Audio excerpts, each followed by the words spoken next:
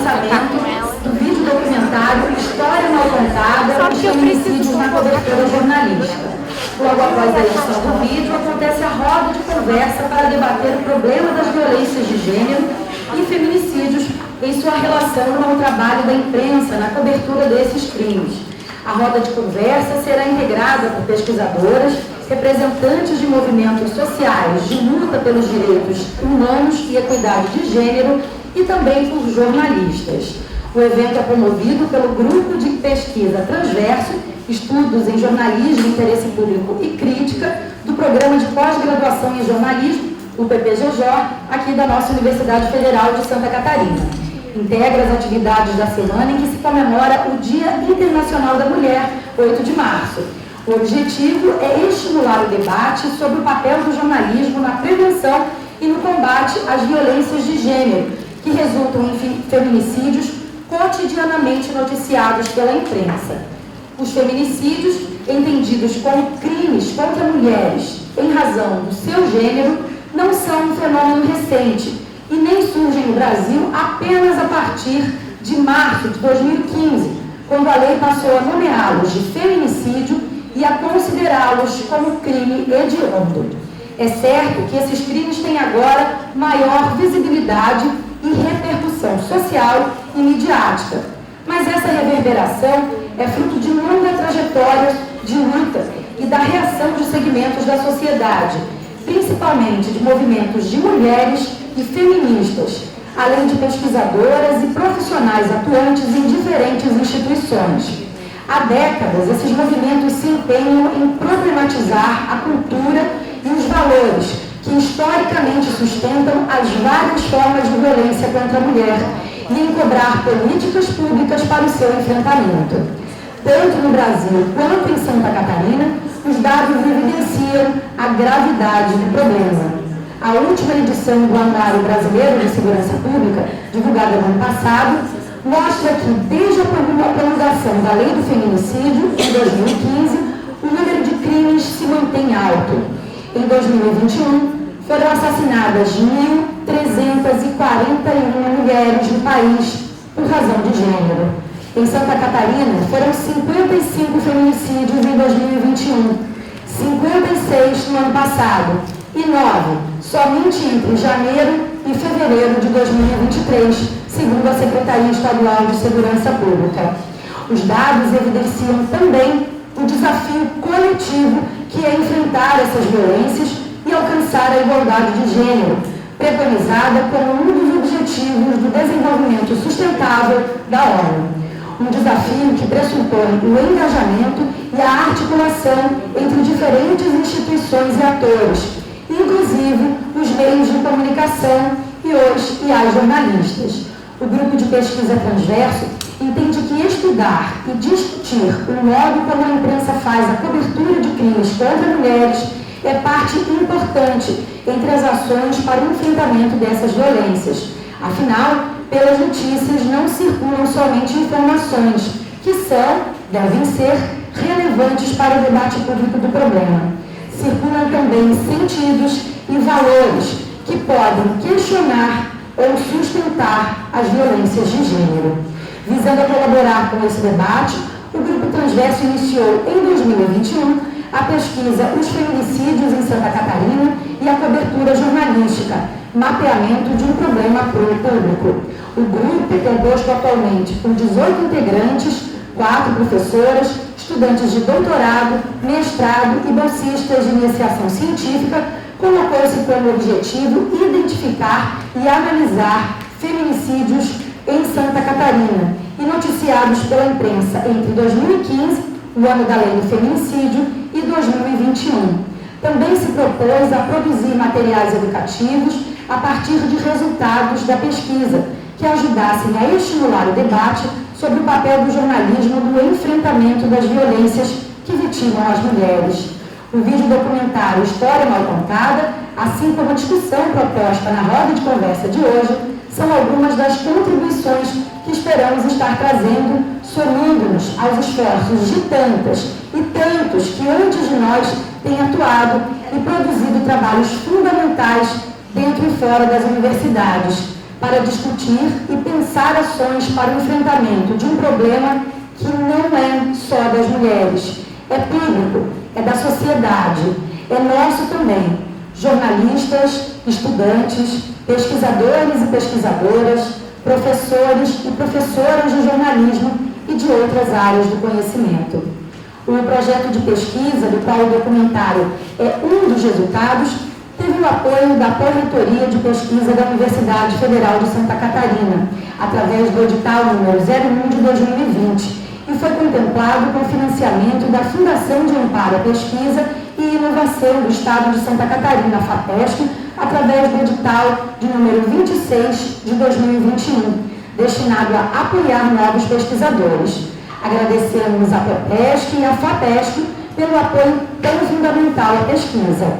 Produzido pela Lilás Filmes, o documentário traz o depoimento de mulheres, representantes de movimentos sociais e pesquisadoras sobre a cobertura jornalística de feminicídios. São mulheres que têm observado, discutido e estudado o problema das violências de gênero que resultam em feminicídios. Trazem o seu olhar sobre a cobertura jornalística, ajudando a pensar sobre o que é possível e necessário aperfeiçoar no modo como a imprensa trata esses crimes. Gostaríamos, então, de agradecer a presença de autoridades aqui presentes ou representadas. Agradecemos também a presença de representantes de movimentos sociais, profissionais da imprensa, representantes de instituições públicas, da sociedade civil, docentes, estudantes e demais pesquisadores e pesquisadoras da temática de gênero, profissionais que atuam na área e a todas as mulheres deste auditório. Destacamos em especial a presença do superintendente de projetos da Pró-Reitoria de Pesquisa da UFSC, professor William Gerson Martins, também o chefe de departamento de jornalismo da UFSC, professor Hugo Goffreto, do Sindicato dos Jornalistas de Santa Catarina, Cristina de Marco, e a professora Valciso Couto, que também é diretora da Federação Nacional dos Jornalistas, a FENAGE, a coordenadora do curso de jornalismo da UFSC, a professora Valentina Nunes, e as advogadas feministas, populares, Daniela Félix e Iris Martins. Neste momento, convidamos todos e todos presentes aqui a assistirem ao vídeo documentário História Mal Contada, os feminicídios na cobertura jornalística. Em seguida, daremos início à roda de conversa. A mediação do debate será conduzida pela professora, jornalista e integrante do Grupo Transverso, Fernanda Nascimento.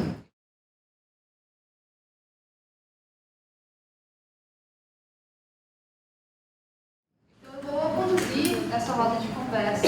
E antes de chamar as nossas convidadas, quero registrar a presença da Patrícia Corte, que é representante do Movimento de Mulheres Camponesas, também do professor Rogério Crissopoletti, que é coordenador de pesquisa do CCE da UFSC. Então, eu vou chamar aqui para compor a nossa roda a coordenadora da pesquisa sobre cobertura jornalística de feminicídios em Santa Catarina, a nossa líder do grupo de pesquisa transversa do programa de pós-graduação em jornalismo da UFSC, a professora Terezinha Silva.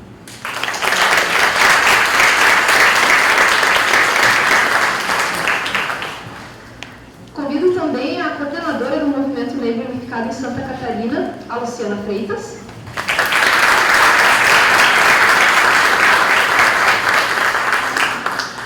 A jornalista do portal NSC Total, Catarina Duarte.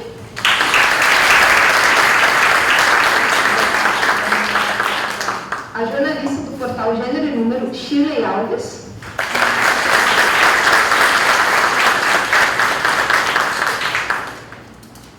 E a doutoranda em Psicologia pelo Programa de Pós-Graduação em Psicologia e integrante do Instituto de Estudos de Gênero, o IEG, da UFSC, e pesquisadora do tema de enfrentamento à violência de gênero, a Verônica Bem dos Santos.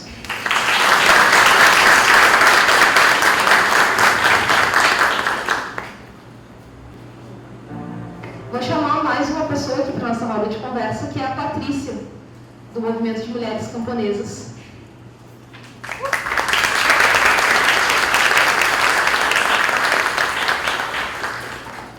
Eu vou começar perguntando para as nossas jornalistas e também para a professora Terezinha sobre a cobertura da imprensa, né, e pensar em saídas. Né? A gente tem um cenário aí de precarização do trabalho e também tem o fato de que os jornalistas são reticentes demais com críticas ao seu trabalho, né? E essa acho que sempre foi uma preocupação do grupo na condução da pesquisa e no desenvolvimento do documentário, né? Eu queria que vocês pudessem falar que práticas profissionais a gente pode sugerir para a cobertura cotidiana dos feminicídios, para transformar essa cobertura cotidiana. E aí, já vou fazer outra pergunta para as gurias que estão apresentando movimentos sociais e também de pesquisa. Queria saber de vocês, assim, que pautas que vocês gostariam de falar, sabe? Considerando que o feminicídio, ele é o último ato de violência, mas que tem tantas outras coisas para a gente falar antes. O que vocês gostariam de falar e que vocês não têm sido procuradas para falar sobre violência contra a mulher? Queria primeiro agradecer a todos pela presença, né? Nesses 2 anos que a gente está envolvido com essa pesquisa, a gente sempre tem dito, tem falado, né, sobre a nossa dor, né, nosso sofrimento muitas vezes de trabalhar com essa temática, de ter que lidar com esse assunto, de ter que, né, acompanhar uma cobertura jornalística que trata de crimes contra mulheres, né? Tem momentos que a gente fica muito, né, afetado por isso também, né? Mas ao mesmo tempo a gente sempre falou também da nossa alegria, né, do nosso contentamento de poder trabalhar com um tema que é tão relevante, tão necessário, né, de ser pesquisado, de ser discutido. Então, assim, a gente está muito contente também de poder trazer esse material aqui para discutir com vocês, né, um pouco dos resultados da nossa pesquisa, e o vídeo é um desses resultados, né, e poder compartilhar com vocês. Então, nos alegra muito que vocês estejam aqui. Agradeço a presença de todos, né, de todas, as colegas que estão aqui na roda de conversa também. É muito bom poder, né, ter vocês aqui e também ter esse olhar de vocês sobre o nosso trabalho, né? E, obviamente, ajudar nessa discussão, nesse diálogo social sobre esse tema que é tão importante. Obrigada, então. Em nome de todo o Grupo Transverso, né, nossas colegas da pesquisa, então agradeço a vocês. Bom, para começar, Fernanda, então, eu acho que essa questão da precarização, né, das condições de trabalho em que os jornalistas atuam, as jornalistas, é sempre muito importante, né? A gente fala e falou isso ao longo da nossa pesquisa também, e muitas vezes é algo que quem olha de fora, quem acompanha a cobertura, às vezes, né, não está muito atento também. Então, essa é uma questão bem relevante para a gente considerar. Eu acho, né, que na prática cotidiana, assim, uma das questões que a gente tem que considerar, eu acho que ela é mais de ordem estrutural e talvez por isso o desafio, né, de lidar, de considerar, porque é algo bastante difícil, que seria mudar a própria lógica de produção diária do jornalismo, né, que valorizasse muito mais a qualidade, o aprofundamento, em detrimento da quantidade, né, dessa quantidade de pautas que a gente tem que dar conta todos os dias, né, e aí acaba não tendo o devido tempo para dar um tratamento adequado para aquelas questões que são, né, que muitas vezes são complexas, né, então que precisam ter um tratamento diferenciado. Né? Então, eu acho que essa mudança mais estrutural na lógica de produção jornalística ela é bem importante. Né? Então, eu penso que não é a sociedade que espera o tempo inteiro ter mais e mais notícias sobre tudo, sobre qualquer assunto. Né? Eu acho que espera muito mais que a imprensa possa dar um tratamento mais cuidadoso, né, para aquelas questões. Então, assim, eu acho que esse é um aspecto bem importante que a gente precisaria pensar, né? Só que, assim, é uma questão bastante estrutural e, por isso mesmo, bastante complexa e desafiadora, né? Agora, ao mesmo tempo, eu acho que ainda assim tem prática diária que poderia ser modificada, né? E tanto é possível mudar essa lógica de produção que a gente vê, mesmo dentro das empresas de comunicação, de jornalismo, das mídias jornalísticas, experiências individuais, né, que fazem uma cobertura e um tratamento mais cuidadoso, mesmo trabalhando com notícias mais factuais, né? Então tem esse aspecto também. E uma outra questão que eu acho que é importante, né, para a gente entender que tem uma forma diferente, né, de fazer, é o fato de que as próprias mídias, né, que a gente chama de mídias mais alternativas, as mídias que trabalham com uma perspectiva de gênero, né, Daniela abordou elas aqui na fala dela no documentário, priorizam muito mais essa questão da qualidade e do aprofundamento, né? Então é algo que é possível fazer, são experiências com as quais a gente pode, né, aprender também e pode se apropriar. É possível fazer, né? Mas obviamente que exige essa consideração de que seria necessária essa inversão de uma lógica, né? Eu acho que isso é uma questão mais estrutural.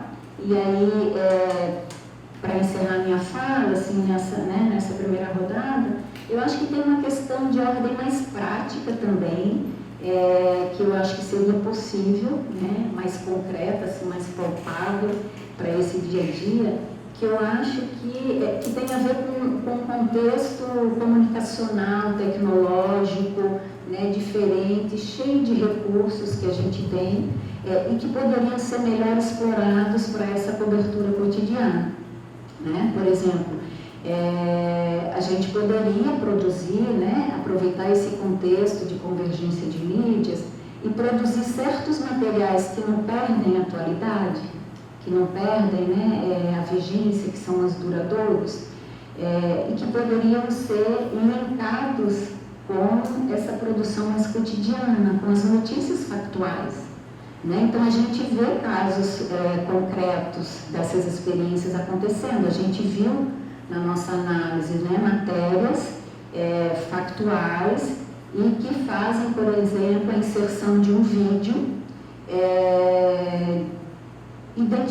orientando sobre como identificar e denunciar um relacionamento abusivo, né? Então, Catarina provavelmente vai lembrar desse material, é um material importante, né, que a gente encontrou entre as matérias que nós analisamos, e que traz orientações super importantes e que podem ser feitas, né? Então, eu acho que precisa explorar um pouco mais também, né, esses recursos que estão disponíveis no dia a dia, né? Por exemplo, fazer uma produção sobre a rede de apoio e proteção existente no estado de Santa Catarina, porque ela existe, né? Ela está muito aquém do que é necessário, mas ela existe.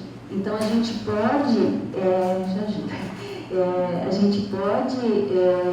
fazer uma produção dessa, né, que não perde a atualidade tão rapidamente, e utilizar de forma, né, linkar nas matérias mais factuais, mais cotidianas, para não me alongar muito mais aqui. Bom, eu vou convidar então a Catarina agora a falar um pouco, porque ela está trabalhando, né, no cotidiano. Opa, que deu um vazio.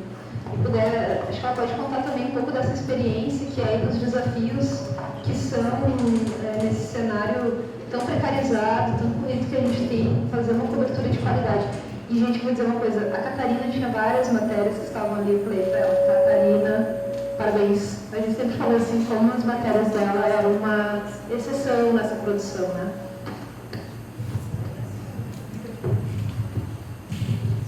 Oi, gente, é um prazer estar aqui, parabéns pelo documentário, parabéns pela produção. Eu trabalho hoje no Diário Catarinense, que é um portal, que é um jornal dentro de um portal maior, que é o NSC Total, que engloba o Santa, lá em Blumenau, e o AN em Joinville. E o Hora, aqui em Florianópolis, que cobre aqui a região Florianópolis, São José, Palhoça do Iguaçu. Trabalho lá há 2 anos e anteriormente eu trabalhei no ND+, tanto no jornal impresso um tempo, depois no portal online. Nesses dois, no ND eu cobri mais cultura e depois no ND+, a gente girava de editoria, eu trabalhei com a Shirley, ela foi minha editora lá, e lá a gente teve a experiência mais, não certinha, mas a gente tinha, de certa forma, editorias que a gente cobria mais. Hoje, dentro da estrutura do DC, como a gente está, que é o jornal DC, Hora Mesmo Redação, a gente não tem muito essa experiência de editorias, e eu acho que isso impacta bastante nos materiais que são produzidos, na forma como as coisas são conduzidas e até nas matérias que a gente fala e que foram colocadas algumas aqui. Dentro disso também entra o G1, que é um portal da Globo.com, mas que a gente também trabalha em conjunto, enfim. Estou falando tudo isso, fiz essa explanação só para dar o contexto do que eu vou trazer aqui hoje, de que a gente tem algumas dificuldades bastante grandes na cobertura de polícia, porque a gente não tem uma editoria de polícia, eu acho que é importante trazer isso, a gente tem repórteres cobrindo uma gama muito grande de editorias, então um desafio que eu pontuo aqui é ter repórteres especializados, referências, repórteres mais antigos, a gente tem redações muito jovens, pessoas com pessoas mais velhas, de idade, de experiência, não estão mais no jornalismo diário, falta essa experiência, e a gente não tem experiência de editorias, então acho que isso é um ponto, um desafio bastante grande, eu acho, na cobertura do factual e impacta, porque muitas vezes uma pessoa que cobre esporte, que tem mais domínio do esporte, acaba pegando esse conteúdo e trabalhando às vezes de um jeito que não é o jeito mais correto, ou enfim, de uma maneira mais aprofundada. Eu também elenco como um desafio, eu acho, a maneira como a informação chega para a gente trabalha em redações enxutas, a gente trabalha com pouca, às vezes até a gente veio de um período de pandemia, mas no nosso dia a dia, poucas saídas para a rua, assim, eu acho que quando eu estava na faculdade, eu tinha essa questão de que todo dia a gente faria uma cobertura muito na rua e hoje em dia a cobertura se concentra muito na redação. E eu tinha até trazido o slide, mas eu acho que a gente pode, eu exemplifico de uma maneira o que eu vou trazer, mas na forma como a polícia militar, a polícia civil, o Ministério Público tratam as informações que chegam para a gente também, eu acho que é importante pontuar. Nessa questão de redações pequenas, a gente não tem mais essas saídas para a rua na mesma quantidade, ou enfim, que se tinha antigamente, acabou que muitas das apurações acabam sendo feitas por telefone, e mais ainda por grupos, né? Grupos de WhatsApp, de Telegram, redes sociais e tudo mais. E muito da informação, eu acho que 90% dos batalhões aqui de Santa Catarina, da Polícia Militar, eles têm uma estrutura de comunicação própria. Então, cada batalhão da Polícia Militar divide ali a função, tem um sargento, 2 se revezam, em que eles comunicam aí as ocorrências do dia, as ocorrências geradas. Geralmente não são os boletins de ocorrência, são um resumo rápido do que aconteceu, masculino, tananã, idade tal, feminina, o linguajar bem policialesco, e eles repassam essas informações à imprensa, ou por ocorrência de destaque, ou diariamente, enfim, é dessa forma que a gente acaba recebendo 90% das ocorrências policiais que chegam na redação. O que eu queria destacar disso é que a Polícia Militar tem essa função não de investigar, mas de reportar ali, atuar como primeira ação, força de segurança. O que a gente tem percebido dentro da redação, fala a gente porque eu trouxe a discussão, quando eu fui convidada, eu trouxe a discussão lá para a redação e estou trazendo um pouco o relato do que todas as colegas e colegas a gente discutiu. Mas uma coisa que a gente traz como positiva e também uma questão a gente pensar e trabalhar, que dentro da Polícia Militar já há uma percepção bastante grande de quando um caso se trata de feminicídio. Eles trazem um relatório. Claro, isso é uma coisa que tem que se melhorar, mas muitos dos relatórios, a gente deu uma busca, assim, nas últimas ocorrências que a gente recebeu, grande parte delas trata os casos que eles veem ali, o que eles estão relatando, que ocorreu no momento que eles chegam no local. Mas eles já conseguem fazer uma distinção, mesmo que primária, mesmo que a Polícia Civil depois veja que não, mas eles já relatam de alguma forma, sinalizam, isso aqui pode ser tratado de um feminicídio. É um avanço que eu enxergo, que quando eu entrei não era dessa forma que acontecia, e hoje a gente vê essa distinção por parte deles. Não é em todos os casos, em muitos casos, principalmente quando a gente fala de transfobia, uma vítima que seja trans, há um problema bastante grande nisso, mas em grande parte dos casos eles conseguem fazer essa distinção.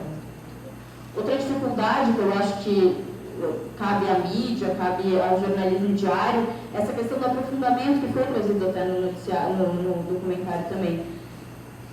Há uma dificuldade bastante grande de seguir em construir uma história daquela pessoa, que não é só um número, não é só um caso isolado, enfim, a gente sabe que não é um caso isolado, mas que não se segue isso realmente. A gente busca aprofundar, mas tem caminhos que acabam sendo dificultados, ou porque muitos processos acabam entrando em sigilo, ou porque não há uma colaboração por parte da Polícia Civil, do Ministério Público também, que é outra força, muitas das vezes, mas há uma tentativa, sim, de ampliar a história, porque a gente dá o factual, acaba saindo muitas matérias sobre feminicídio, mas não tem, e aí? O que aconteceu? O homem foi preso? O que aconteceu depois? A gente busca, mas há uma dificuldade, uma barreira bastante grande quando a gente fala de Polícia Civil e quando a gente fala de ações do Ministério Público também, de repasse de informações. Eu acho que é um desafio tanto nosso de seguir nesse caminho, por N questões do dia mesmo. Volto, a gente não tem uma editoria de polícia em muitos jornais, aqui não é a realidade aqui, mas é um caminho que se busca. E outro, que eu acho que é um viés que a gente tenta no NSC Total, nas matérias que a gente produz, é trazer justamente os caminhos pós ou de denúncia. A gente produziu muitos vídeos no nosso canal no YouTube, tem muitos vídeos sobre como denunciar, relatos de algumas vítimas em materiais anteriores que foram transformados em vídeos que não se perdem com o tempo daquele factual. E a gente tem colocado também canais de denúncia em todas as matérias de feminicídio, virou uma prática mesmo, ou todas as matérias relacionadas à violência de gênero. Isso porque a gente entendeu que dar aquele factual por dar sem ajudar ou de uma forma informar meios para que as pessoas possam denunciar também não serve. Então virou uma prática do dia. Eu acho que era isso da minha parte, eu agradeço novamente e pontuo isso, a gente vive uma realidade que nos impõe algumas barreiras de trabalho mesmo, bastante grandes, mas há caminhos, a gente está buscando, e eu acho que é importante salientar isso, que dentro das redações, por menores que sejam, a gente tem buscado isso, e ontem a gente publicou um especial com dados bem difíceis. Aqui em Santa Catarina a gente não tem, por exemplo, a Secretaria de Segurança Pública, um detalhamento público do que acontece no Estado, a cor da vítima, a idade da vítima, tudo isso tem que ser solicitado via lei de acesso. Ele não tem um monitor da violência parecido com o que tem no Rio Grande do Sul. A gente não tem aqui no Estado. Não está nos planos do governo do Estado desenvolver algo parecido. E é uma coisa que a gente buscou, a gente publicou esse material ontem, está disponível no nosso site, muito em alusão ao Dia da Mulher, mas são materiais que estão sendo produzidos e que a gente está buscando, assim, acho que concluo minha fala com isso. Obrigada. Então, acho que a Shirley pode falar um pouquinho da cobertura cotidiana e depois principalmente para falar já da experiência do gênero de número, né? Porque aí tem o outro lado, né, do que a Terezinha falava, de um veículo que é especializado e vai justamente tratar com maior profundidade essas temáticas. Olá pessoal, boa tarde. Obrigada pelo convite, é um prazer estar aqui. Parabéns pelo trabalho do grupo. Acompanho vocês também, acho que é essencial esse trabalho. E estou muito feliz de estar aqui falando com estudantes, eu acho que é muito importante fazer essa troca e muito importante ter pessoas que estão no dia a dia, no batente ali da profissão, porque realmente é um caminho complexo, eu acho que é uma discussão complexa e não dá para ser tão simples assim. Então, eu queria trazer 2 pontos. Qual é o profissional que eu escolho ser, que eu quero ser, né? Eu acho que tem algumas decisões que a gente precisa tomar enquanto profissional e que isso vai ter impacto e as escolhas que eu fizer vão implicar em batalhas que eu estou escolhendo brigar e se eu estou disposta a isso ou não.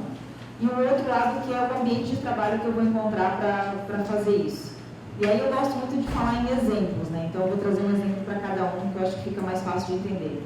Quando eu trabalhava no Jornal Notícia, no começo da minha carreira, que foi lá em Joinville, eu tive algumas coberturas desafiadoras que me fizeram virar essa chavinha de qual profissional que eu queria ser. E aí eu vou contar só uma dessas histórias, que foi a história das mães de Monte Castelo.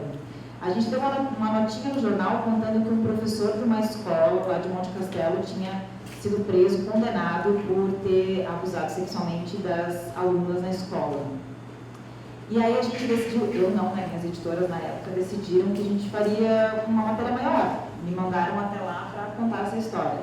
Fui eu e a repórter fotográfica Mayara Berge. E nós fomos nós duas, e aí nós chegamos lá, a gente marcou com as mães das crianças. E aí a gente parou no restaurante para almoçar. E a gente estava com o carro do jornal, né? Então, numa cidade de 8 mil habitantes, um carro do jornal chama atenção, né? E aí a garçonete que nos atendeu, curiosa, já perguntou, né? Mas o que vocês estão fazendo aqui? Aí eu falei pra lá, a gente veio cobrir a história das crianças, do professor, né? Que foi condenado por abuso sexual. E aí ela disse, o Adãozinho. Aí quando ela falou Adãozinho, a gente se olhou assim, Adãozinho? Não, ele era Adão. E ela disse, sim, o Adãozinho, nossa, ele jamais faria isso, ele é uma pessoa ótima, né? Ele é uma pessoa super benquista aqui na cidade. Isso foi mentira das crianças, provavelmente elas foram influenciadas pelas mães e tal. E aí a gente pensou, opa, tem uma situação aqui que está fora da realidade. E aí a gente decidiu, antes de falar com as mães, dar uma rodada pela cidade e ver qual era a impressão que a cidade tinha sobre o caso. Então a gente foi no posto de gasolina, a gente foi no mercado, é uma cidade muito pequena, então rapidamente a gente conseguiu fazer um giro, foi na igreja, enfim. Conversou com várias pessoas da cidade, a gente percebeu que esse era um padrão, que as pessoas realmente achavam que as crianças que deram depoimento em juízo estavam mentindo, influenciadas pelas suas mães. Que o professor, que já tinha sido vereador na cidade, que tocava na igreja e tal, era um cara que, enfim, tinha sua moral lá em cima e jamais cometeria um caso como esse. E aí, depois a gente chegou até as mães e elas relataram pra gente toda a hostilidade que elas estavam sofrendo na cidade, inclusive as crianças eram apontadas quando saíam com as mães para ir na padaria, no mercado, já não queriam mais sair de casa por causa disso. E aí a gente se deu conta que era uma situação muito mais complexa do que a gente imaginava encontrar. E aí a gente voltou para a redação, contou essa história e a gente fez uma grande reportagem de 3 páginas, foi capa do jornal. Naquela época o jornal circulava o estado inteiro, enfim, era bem lido lá em Monte Castelo. Então, enfim, a matéria foi publicada e aí a gente trouxe a perspectiva das mães, a gente ouviu profissionais, psicólogas, né, e a gente fez uma abordagem completa do tema, né. Uns 2 meses depois, uma mãe me ligou, e ela me ligou para agradecer. Ela disse, olha, eu acho que a hostilidade reduziu um pouco depois da matéria, porque a gente está saindo na rua, as pessoas agora não estão falando mais nada, as crianças estão se sentindo mais seguras, a situação deu uma melhorada. E aí, ali, foi uma das histórias assim, que me virou uma chavezinha, eu pensei, tá, meu trabalho pode fazer diferença, e é isso que eu quero fazer. E aí eu precisei tomar algumas decisões. E eu decidi, então, que eu iria me emocionar com as histórias, eu choro mesmo, sabe? Me emociono mesmo. Decidi que eu ia trazer essa emoção para o meu texto. Eu decidi que nem sempre eu ia seguir o padrão do I de pirâmide invertida, desculpem, professores. E eu decidi que eu sim, daria todos os lados, mas que eu sempre estaria do lado mais fraco da corda. Só que isso tem consequência, né? Eu teria que comprar brigas no meu trabalho, no meu dia a dia, e tudo bem, eu tomei essa decisão, não me arrependo, mas também tem o outro lado, que eu vou contar outra historinha. Claro, eu consegui fazer muitos trabalhos, consegui fazer coisas das quais eu realmente me orgulho, assim, foram materiais que fizeram a diferença na vida das pessoas, mas eu já adianto para vocês que, colegas, a gente não vai salvar o mundo. Então, assim, pode ser que a gente mude o mundo de alguém, mas essa responsabilidade, ela precisa ser dividida, não é só nossa. Isso não quer dizer que a gente não tem que ser responsável. E o outro lado, então, né? Quando eu volto com essa história para a redação, o que eu vou encontrar? Eu preciso atender as expectativas do meu editor, ou dos editores, nem sempre é só um. E eu preciso atender as expectativas da pessoa que eu entrevistei. E como é que eu vou encontrar o balanço disso? Porque é isso, as pessoas às vezes colocam todas as fichas na gente, achando que a gente vai salvar aquela história, salvar aquela vida, e nem sempre a gente vai conseguir isso. Então, existem as frustrações também. E aí, o outro lado, vou dar um exemplo de quando eu fui participar de um evento do Instituto Patrícia Galvão, até a Marisa estava no documentário, ela é ótima, em São Paulo, que elas reuniram profissionais da imprensa do Brasil inteiro para tratar sobre as questões da cobertura de feminicídio, de violência sexual. Foi em 2016, quase um ano depois da criação da lei de feminicídio, e aí a gente debateu o assunto lá, e aí a gente saiu de lá fazendo um pacto de que a gente não usaria mais o termo crime passional nas matérias. Pois bem, fiquei super animada, cheguei na redação super feliz, uau, agora eu vou até fazer uma aula para a galera aqui. Nessa época eu trabalhava em Porto Alegre. Não é bem assim. Tu chega na redação e aí tu vai falar com um cara, com o seu chefe lá, que às vezes normalmente é homem, branco, hétero, que, enfim, há 30 anos ele disse que morte de mulheres era crime passional. Como é que tu convence esse cara de que não é mais para chamar de crime passional? Então, tu tem que dar uma aula para esse cara, para ele entender, e ele tem que estar disposto a ouvir. Então, é uma batalha que tem que estar disposto também a assumir, porque é desgastante. É legal, a gente consegue retornos positivos, mas é desgastante, é exaustivo. Algumas das batalhas que eu assumi, eu já tive consequências como 2 demissões e alguns processos judiciais. Então, eu preciso falar dessa realidade que não é tão simples assim, né? Por exemplo, como foi dito no documentário, de que botar foto, por exemplo, do agressor, dizer o nome, é uma decisão que não é só minha, é uma decisão que é de uma equipe, de um jornal, que tem consequências, que pode gerar uma ação judicial. E aí, né, será que o jornal todo está disposto a isso? Eu já respondi ação judicial por trocar nome de policial na matéria. E aí, esse cara, ele não ligava na redação questionando o meu editor, ele ligava para mim. E aí, quando é que tu vai tirar meu nome da matéria? Vocês imaginam o que é um policial te ligando toda semana, te perguntando quando é que tu vai tirar o nome dele da matéria? Então, é sobre isso, sabe? Então, é hostil e é perigoso o nosso trabalho, sabe? Hoje, eu não faço mais cobertura sobre que tenham que enfrentar o Poder Judiciário, o Poder do Ministério Público e a Polícia de Santa Catarina. Eu fiz o que eu podia fazer, eu cheguei no meu limite, eu estou brigando com essa gente na Justiça e eu não faço mais. Eu fui esses tempos lá em Minas, no norte de Minas, fazer uma matéria lá, investigativa e tal, mas voltei para casa em Santa Catarina, então aqui eu faço outras coisas, mas Santa Catarina eu não faço mais, porque cheguei no meu limite, porque a gente, quem sou eu, repórter, contra um juiz, contra um promotor, contra um advogado super influente, né? Então eu acho que a gente precisa ter esse entendimento do nosso trabalho. E aí, o que a gente pode fazer, né? Eu acho que a gente pode se aproximar mais dos veículos, a academia se aproximar mais dos veículos, aqui, né, nos veículos tradicionais, né, NSC, ND. Eu não sei se também eles estão abertos a isso, mas eu acho que, de repente, fazer uma tentativa de fazer uma formação para esses profissionais, porque não é só o repórter. Claro, eu como repórter eu tenho que buscar me especializar, eu tenho que buscar, eu sempre busquei, sempre fiz curso de jornalismo investigativo, de cobertura de gênero, direitos humanos, eu fiz, mas como eu falei, não adianta eu fazer e eu chegar lá na redação e toda vez que eu vou fazer uma matéria de feminicídio eu tenho que ficar fazendo um discurso para o meu editor, para o chefe não sei das quantas, que não está ligado no que está acontecendo, entendeu? Então, assim, quem está na gestão, quem está à frente do jornal, também precisa, né, abrir um pouco a cabeça e, enfim, se atualizar, né? Se atualizar, principalmente. Então, eu acho que às vezes tem uns cursos que são legais, assim, por exemplo, a agência Lupa fez uma... Eu lembro que eles passaram pelas redações uma vez, não sei como é que foi isso, questão se teve alguma questão financeira envolvida ou não, mas eu lembro que eles foram nas redações e fizeram algumas capacitações de checagem de informação, por exemplo, que é a expertise deles. Mas eu acho que eu sinto falta disso, assim, de os gestores estarem mais preparados também, mais atualizados com relação a isso. Claro que a gente precisa ter mais diversidade dentro da redação, senão também isso não vai acontecer.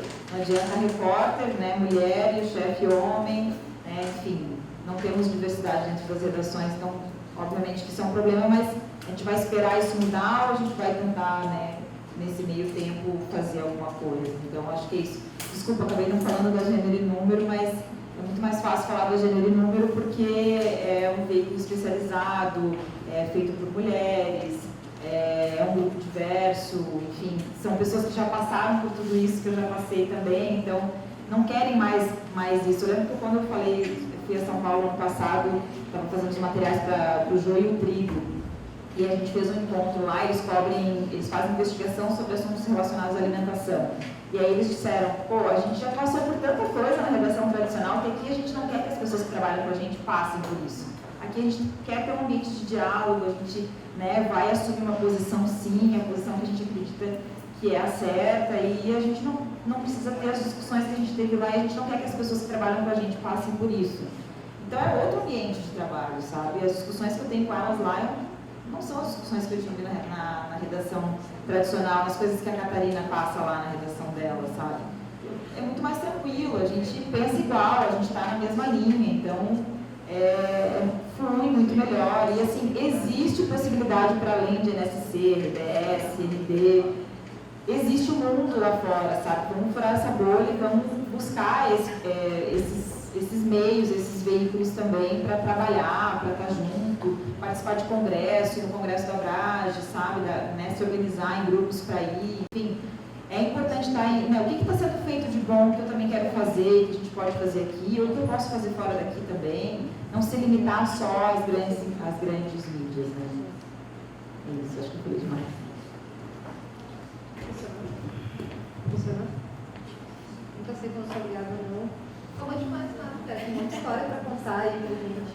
Mas eu vou pedir então para as gurias, que são tradicionalmente não, né? São, e algumas vezes fontes deveriam ser mais recorrentemente fontes, para elas falarem um pouco da experiência do que elas não contam, né?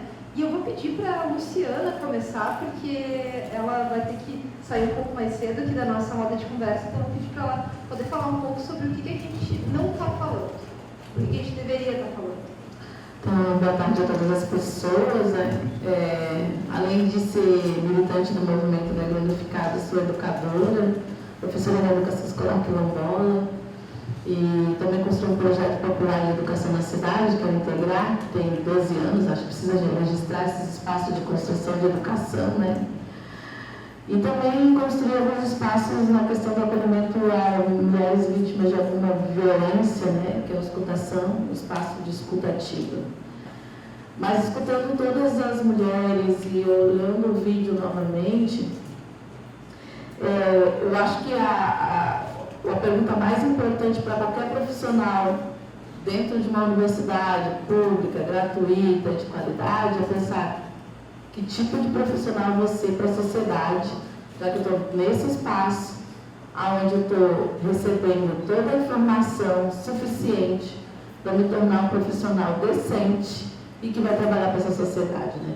Então, sejamos nós médicos, professores, jornalistas, psicólogos, né?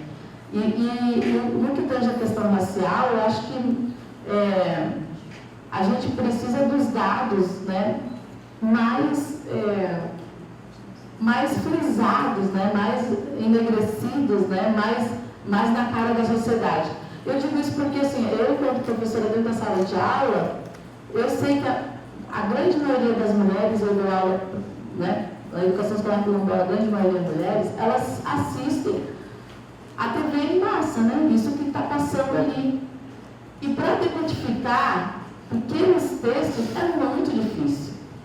Aí você precisa trazer para a sala de aula, dialogar sobre o número, sobre determinada frase, para que ele possa entender, né? Então, assim, a gente precisa de profissionais com uma posição política do lado certo. A gente sabe que as grandes mídias agora têm uma mania de colocar duas pessoas, dois jornalistas debatendo sobre o mesmo tema. Isso, para mim, é o fim da picada. Porque não existe dois lados na sociedade. Existe um lado só. Eu acredito, né? Eu acho que todo mundo que está dentro de uma universidade pública gratuita, de qualidade, construída pela população, para os nossos impostos, sabe que tem um lado só. Aquilo é tão ruim para quem não consegue fazer uma análise conjuntural da vida mesmo, que fica perguntando assim, quem é que está certo? É o fulano que está naquela bancada ou é o outro fulano que está na outra bancada? Então, assim, não dá para a gente fugir da crítica, né, de entender que o jornalismo ele precisa ser pautado na praxis da humanidade, na praxis daquilo que está acontecendo. Se eu estou falando de mulheres, se eu estou falando de mulheres periféricas, se eu estou falando de mulheres negras, eu preciso trazer fontes reais, preciso trazer pessoas reais que estão falando, né? E a gente sabe que a informação em massa ela é muito rápida, mas ela pode ser rápida, mas ela não precisa ser superficial. Porque às vezes você traz tantos elementos bons, né? Eu estou dizendo por mim, pelas minhas companheiras da MNU, que elas falam assim, o jornal tal quer fazer uma entrevista com a gente sobre o 20 de novembro, porque chegou o 20 de novembro, todo mundo lembra que tem racismo, que tem preto, inclusive em Santa Catarina tem preto. Quer fazer Aí ela fala, eu falo, e eles cortam. A parte mais importante não aparece, né? Ou então, vamos conversar com a pessoa o que ela acha importante? A última entrevista que eu dei, e eu acho importante, apesar de às vezes eu não achar, eu disse, coloca que eu sou doutoranda na Universidade Federal de Santa Catarina. Não passou. Porque esse marcador, para mim, enquanto mulher preta, da periferia, é importante. Porque quantas iguais a mim são, né? Quantas mortes, a gente sabe quantas são as mortes. Mas quantas iguais a mim, né, percorreram esse caminho? Então, acho que antes de falar de morte, a gente precisa trazer números importantes e relevantes. Que é de saúde pública para essas mulheres, que é de educação, que é de moradia, que é acesso a emprego, por exemplo, né? Ou quantas acessaram a universidade, quantas são cotistas, quantas aqui conseguem se estabelecer, quantas lá ainda estão passando fome, quantas lá ainda não conseguiram, né? Sei lá, eu tenho estudantes da sala de aula que não conseguem ler. Às vezes elas não voltam para a sala de aula porque não tem o bendito do óculos, porque é caro. Então, assim, tem coisas muito antes para a gente falar das mulheres, e principalmente das mulheres negras, para que o feminicídio não seja um grande mote, né?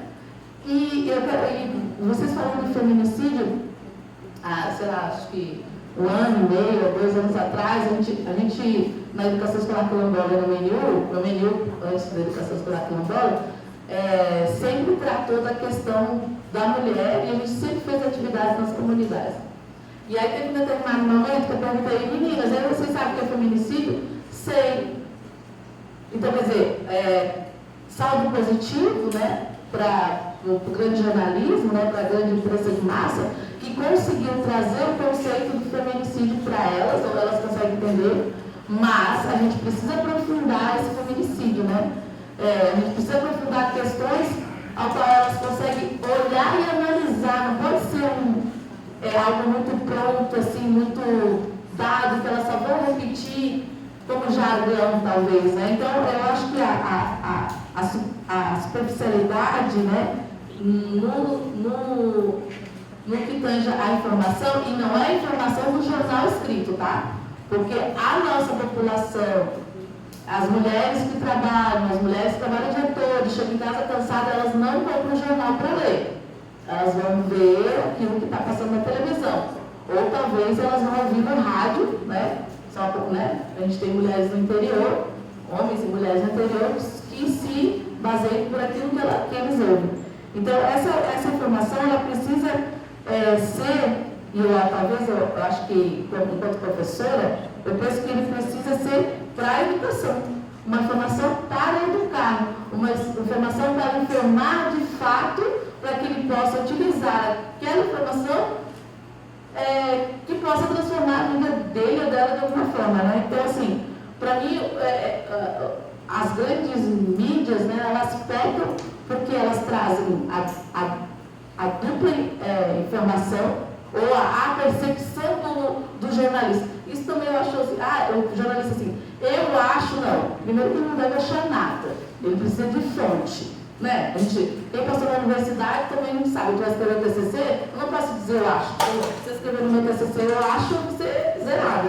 Eu tenho que ter fonte. Então o cara, ele parte da premissa que a informação é sobre o mundinho e a vida dele, não. A informação é daquilo que acontece na sociedade. Ele precisa trazer dados, fatos, números. Ele precisa comprovar que aquilo está existindo porque alguém pesquisou, porque alguém foi a fundo, porque a ideologia bolsonarista se fundiu dessa forma, né? No achismo, né? O achismo virou matéria, né? Disciplina, né? Então, assim, para mim isso é muito ruim e eu fico observando muito, né? E eu fico pensando, meu Deus, o que o meu estudante lá, ou o meu estudante vai analisar desse contexto, né? Disso que ele está trazendo. Um cara fala uma coisa e o outro fala outra. Então, eu acho que, assim, para além de pensar o papel importante da mídia, é pensar que a mídia está para educar também, né? As grandes massas, e precisa ter um posicionamento que não é dúbio, e é um posicionamento político, sim, é uma questão de escolha para quem e por que eu quero criar aquele mecanismo, para que eu quero, a quem que eu quero atingir aquela comunicação. Se você sabe para quem você quer atingir a comunicação, vai tudo certo, está tudo bem, mas a gente precisa ser objetivo, claro, e dizer para quem eu quero, né? Então, assim, para mim, a comunicação tem servido para a gente trazer números para dentro da sala de aula, transformar em objetivos específicos de aulas, né? De apresentar para as mulheres por que elas morrem, por que elas são vítimas da violência, né? Por que existe determinado tipo de violências, aonde que elas podem ir, e a gente já vai utilizando pequenos recortes de jornais, revistas, matérias para dar esses subsídios. E para isso é importante o posicionamento do jornalista, né, na sociedade, para o mundo e para o bem viver das mulheres, principalmente. Né? É isso. Então, eu vou pedir para a Verônica e para a Patrícia, se vocês puderem fazer as considerações. Obrigada.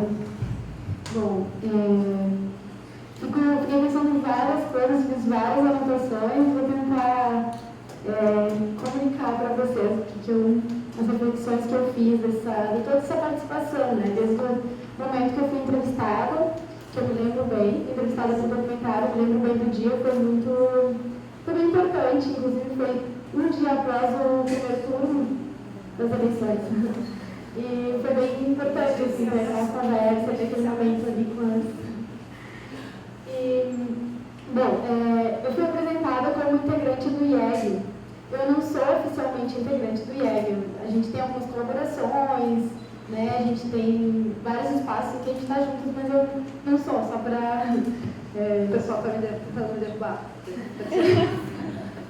Não mesmo. Só porque, sei lá, tem uns carros confusão, né? Eu não sou, mas eu sou do Margens, que é do PPGT. Eu estou pesquisando sobre feminicídio, estou no terceiro ano do doutorado, nem sei mais se terceiro, nem sei. E eu acho que por isso eu fui convidada, né, a participar. E, então eu fiquei muito honrada, eu parabenizo a equipe, parabenizo o grupo pelo documentário. Acho que o documentário vai servir bastante para nós que estamos levando esse debate para os lugares, né, para instituições, para grupos de pessoas. Então acho que é sempre importante esse tipo de produção, assim, que ajuda a disparar a reflexão, enfim. E que bom ver um monte de estudantes aqui, parecem iniciantes, não sei, bem jovenzinhos, imagino que estejam iniciando na faculdade. E é muito bom ver todos vocês aqui, ver que vocês estão interessados nesse tema, né? Espero que saiam daqui cheios de pulgas atrás da orelha. Bom, então quando eu fui convidada, eu acho que eu não tinha entendido muito bem qual era a proposta do documentário, porque surgem bastantes convites para entrevista, a gente vai e responde, né? E aí, como eu já disse, eu fiquei bem contente assim, com a forma como foi conduzida a entrevista, me senti bem contemplada, e no final das contas, agora eu entendo que o documentário era sobre justamente a forma como eu me inquietei pela primeira vez com esse tema. Não pela primeira vez, mas academicamente, eu comecei a pensar no tema do feminicídio, como eu relatei na entrevista que vocês viram no documentário, foi por causa de uma notícia que foi no jornal, que foi um feminicídio que foi noticiado de uma forma que que oportunizou a voz, uma determinada voz, né, que era a voz do autor e a voz da polícia também, polícia militar, era entrevistada naquela matéria, e que falava das razões pelas quais tinha acontecido o feminicídio. Eu acho que você falou, né, Luciana, dos dois lados, não tem que ter dois lados, em muitas circunstâncias não tem que ter dois lados. Né? Eu acho que não deve ser exposta, não deve se ter oportunidade de fazer falar um sujeito que vai produzir uma questão nociva socialmente, né? Produzir um pensamento nocivo socialmente, que ali é o caso. E bom, naquele caso o autor justificava a morte da mulher porque ela tinha traído, enfim, um clássico que já conhecemos, né? E o jornal noticia isso. E nos comentários, as pessoas que comentam, né, lá a notícia faziam comentários que colaboravam com aquele pensamento de que se ela tivesse sido certa, eu até tenho prints, depois foram apagados esses comentários, mas eu tenho os prints guardados e foi importante para mim naquele momento. As pessoas comentavam, se ela tivesse levado uma vida correta ao lado do marido, não teria morrido, coisas do tipo. Bom, espero que todos vocês tenham se incomodado com isso, assim como eu. E aí eu comecei a minha pesquisa de doutorado, que é sobre como que é produzida essa categoria vítima. Que sujeito é esse que é a vítima do feminicídio? Porque o tempo todo a gente vê que tem questionamentos sobre esse lugar. Acho que era você, né, no documentário? A advogada feminista, esqueci o nome. A Daniela falou, né, da moral sexual da mulher sempre sendo questionada, né? Teve outra entrevistada que falou do ideal da feminilidade, de maternidade, e é isso que a gente nota. Eu estou analisando os inquéritos de investigação de feminicídio, e é o que a gente nota, assim, um ideal da feminilidade, um ideal de maternidade,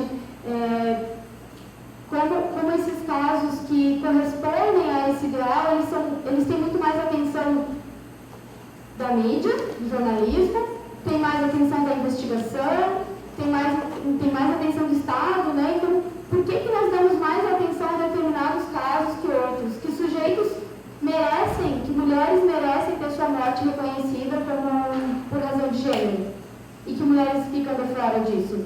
Muitas mulheres ficam de fora, né? Até por isso falar do marcador social de raça, mas também fico pensando como que isso já está, mesmo que a polícia informe a raça, antes disso, acho que você que falou, né?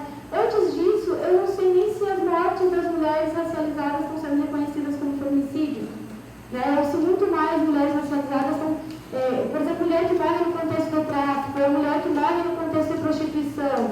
Será que a investigação, aqui pensando na investigação criminal, mas também até mesmo no jornalismo, será que a gente consegue enxergar a razão de gênero? Ou a gente apenas reduz aquela morte para é uma morte por razão de tráfico, aconteceu um tráfico. Mas não existem relações de gênero nas relações de tráfico? Né? Será que aqueles corpos não estão sendo mortos por serem corpos de mulher? Né? Por representarem esse lugar? Enfim. São esses questionamentos que eu trago quando eu penso na minha tese. E aí tudo que vocês falaram até agora me dá vontade de conversar e falar sobre, porque é super rico assim, para a minha análise.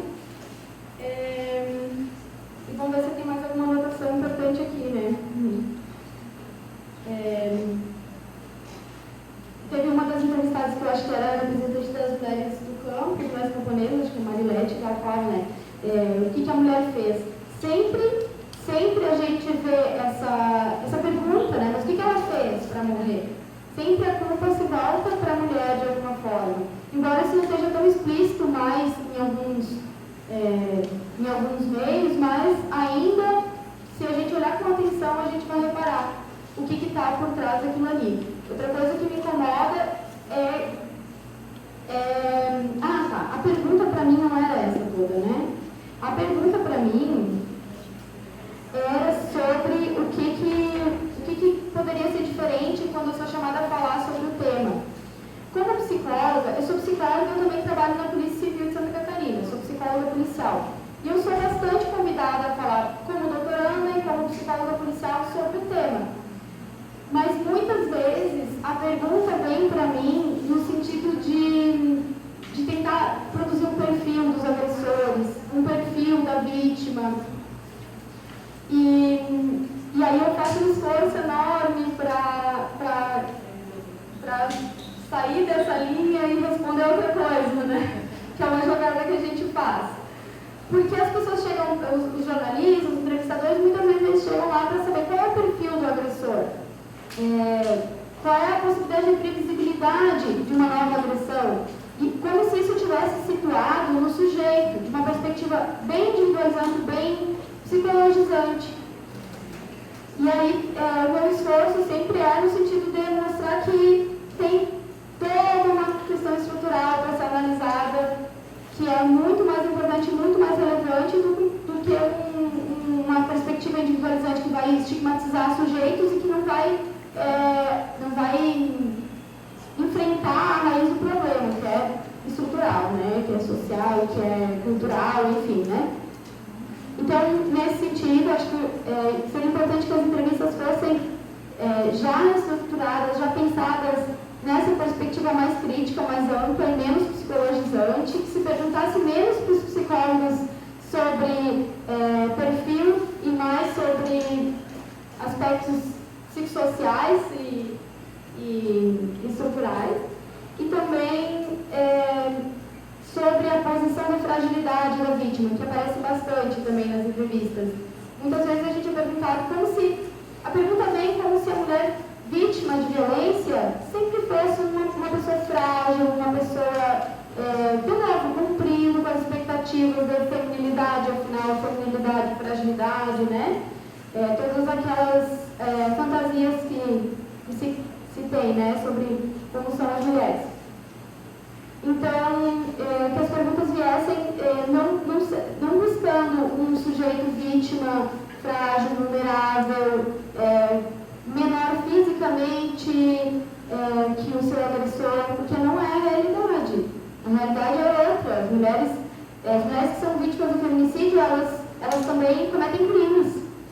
Elas também são péssimas mães, muitas vezes. Ou elas também, não sei, estou pensando aqui, o contrário do que se busca nessas mulheres, né?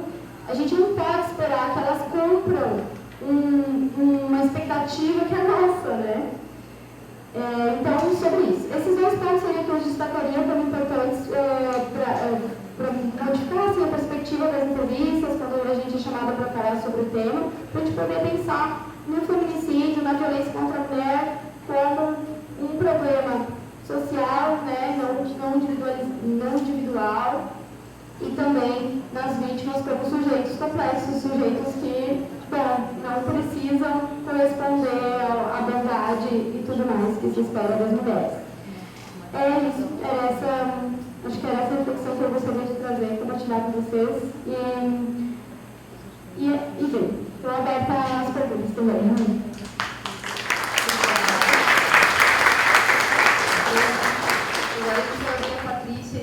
Importante ouvir as mulheres do campo, porque a gente sabe que a realidade das redações é que elas estão nos grandes centros, elas estão na cidade, né? E como a Catarina falou, cada vez mais essa cobertura é feita por telefone, né? Então, como é que a gente pode ouvir a realidade das mulheres do campo se a gente nem se desloca até o campo, né?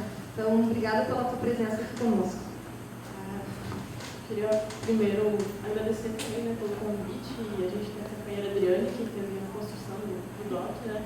Então, eu sou a Patrícia, eu sou formada em Ciências Sociais aqui pela UFSC, sou jovem camponesa, né, do Movimento de Mulheres Camponesas. Mestranda agora, mestrado na área de Sociologia e Ciência Política. Eu não acompanhei de perto a produção do documentário, como alguns que estão presentes aqui. Eu também gostaria de falar sobre essa questão que eu fui instigada agora, que é justamente isso. As companheiras, as mulheres que estavam aqui no documentário, ou muitas outras do movimento, né, elas têm, há uma dificuldade real de acesso, né, de distância, de elas chegarem até aqui e poderem estar aqui também falando. E eu acho que isso faz parte também quando a gente vai pensar essa questão do jornalismo, da entrevista, de todo esse processo. Então, o que eu queria trazer assim, de reflexão e também depois a gente vai estar conversando mais, é sobre essa questão dessa distância, né? Muitas das entrevistas são feitas pelo celular, pela internet, usando a internet, mas quantas delas não tem, às vezes, internet em casa, não tem sinal de qualidade de operadora, e como também, de alguma forma, a pandemia afetou isso. A pandemia vai mudar pouco, mas não, mesmo assim a gente não pode dizer que a gente tem um acesso 100%. Quem é mais afetado por essa distância são mulheres no campo. E quando a gente está falando de feminicídio, a gente está falando, além dessa questão do acesso à internet, à comunicação, a gente está falando uma distância também da questão física, do transporte. Porque se você vai no campo, no interior, você vai ver que a maior parte de quem se locomove, vai ao centro, quem vai fazer as compras, vai ao mercado, vai vender uma coisa da produção é quem? É o homem, é a pessoa do sexo masculino que tem a carteira de motorista e que a mulher vai quando é levada ou convidada a ir junto, né, em muitos casos. E é uma realidade de muitas mulheres no campo, hoje no Brasil, né? Então, é um processo. Ter uma carteira de motorista já é uma conquista para uma mulher do campo, ter acesso a um carro, a um meio de transporte. Então, quando a gente vai falar da questão, assim, você perguntou antes, o que a gente tem para falar? A mulher do campo tem muito para falar, tem muita coisa, e ela é raramente ouvida, assim. Esse isolamento físico, muitas vezes, essa questão de se sentir sozinha, e não ter, às vezes, com quem trocar, conversar, contar sobre a realidade dela. Então, quando a gente vai falar de feminicídio, a gente tem que falar de algumas coisas que vêm antes do ato dessa violência extrema, porque a gente não tem só... O feminicídio é o ponto, vamos dizer assim, enfim, quase afinal para muitas mulheres, mas tem muitas violências anteriores, tem muita coisa que acontece até chegar ali. Então, o que as mulheres do campo demandam? O que elas precisam? Uma coisa básica para a mulher do campo é renda, gente. É uma questão que a gente discute muito e dentro do movimento, mas é uma realidade de muitas mulheres que elas não têm acesso a uma renda. Elas são trabalhadoras, elas trabalham, mas no final da produção, quem é que recebe o dinheiro? Quem é consultado sobre essa produção? É o homem. A mulher raramente tem o dinheiro em mão, quando tem, é muito pequeno. É um dinheiro que dá mal para as necessidades assim, básicas. E é visto como aquele todo da família. Não, o homem recebeu, ele não tem a família, está tudo certo. A mulher não precisa ter acesso a essa renda. É um pensamento muito comum. Para quê? Você já paga a conta, já paga a luz. Quem está recebendo é ela. Então, quando a gente vai falar disso, a gente tem que falar de política pública também. E tem que ouvir as mulheres. Porque quando eu vejo uma reportagem que fala sobre o campo, primeiro, eu vejo uma agronegócio falando. E quando a gente quer falar sobre produção de alimentos, não é o agronegócio que produz, o agronegócio produz soja, produz milho, produz, enfim, commodity. Quem produz são, muitas vezes, mulheres do campo, e a gente tem que consultar elas sobre isso, sobre essas políticas públicas e o que elas precisam, tem que ouvir o que elas precisam, o que elas necessitam. Então, isso faz parte, né? Essa questão da renda faz parte de uma autonomia dela para poder ter uma vida e decidir a própria vida, né? Então, é algo que precisa ser discutido e não só questões que são vistas como femininas, assim, além dessa questão o que você precisa, então, para como é produzido os alimentos que é consultado o homem, eu vejo muito assim, quando a gente ouve mulheres são mulheres que de alguma forma foram cometidas por alguma situação de violência, ou mulheres que eu vejo, vamos lá entrevistar a senhora agricultora que faz a comida X, vamos repassar a receita dela. Mas não é só a receita, não é só a violência, não é só isso que a gente tem que buscar quando a gente vai falar com uma mulher no campo. A gente tem que falar com ela sim, e a gente tem que buscar também outras coisas. A gente tem que buscar conhecer e ouvir o que elas precisam, não só nesses momentos, né? E o que eu queria dizer também é essa questão da educação, né? Hoje eu estou aqui, mas é por uma série de fatores que eu entendo na minha vida que não são... como eu posso dizer, nem todo mundo teve esse acesso. Eu fiz todo o meu ensino fundamental e médio em escola pública, fiz o ensino médio no Instituto Federal, que me fez sonhar e pensar em algum dia vir para a UFSC, porque eu sou de Birama, aqui em Santa Catarina, que é interior do estado, né? Então, lá a gente não ouve, raramente ouve falar da UFSC, ouve falar das universidades e tudo. E foi a partir dali que eu pensei em vir sonhar estar aqui. Então, a partir dali que a gente vem para cá. Então, a gente tem que falar em educação. Quantas companheiras lá que hoje estão buscando estudar, estão buscando se formar, e tudo isso são violências também. Porque a gente pensa, não, a mulher que está ali no campo não precisa ter uma formação, estudo acadêmico, não precisa, mas precisa sim, precisa e é muito importante. Ela vai se desenvolver na sua vida, na propriedade, enfim, e vai poder ter mais autonomia dentro daquele espaço também. Então, são muitas e muitas coisas que as mulheres do campo têm para dizer, e eu sinto, às vezes, é um pouco difícil, assim, né, que elas não... Às vezes as companheiras não podem estar aqui também, as que estão lá, às vezes estão distantes, e hoje eu tenho esse acesso, né, então não é uma coisa natural. Hoje eu posso estar aqui, falar, né, mas nem sempre estou. Ano passado também fui professora, estive lá na minha região, então agora eu estou retornando e podendo estar ouvindo também. Então, eu acho que eu queria dizer, assim, de forma resumida, eu acho que é isso, assim, essa questão da gente olhar para mais do que a questão só do feminicídio, ou só das violências, ou só questionar as mulheres sobre isso, mas sobre o que elas precisam para se fortalecer também nesse lugar, para além só da violência, né? O que elas querem, o que elas precisam, né? Então, eu acho que é um olhar que a gente necessita, assim, ter, assim, em diferentes áreas, assim, de conhecimento, né? Então, acho que é isso. Obrigada. Estamos abertos para perguntas. Alguém quer mandar alguma coisa, mandar um recado, mandar um WhatsApp, papel, pedir a palavra? Posso começar?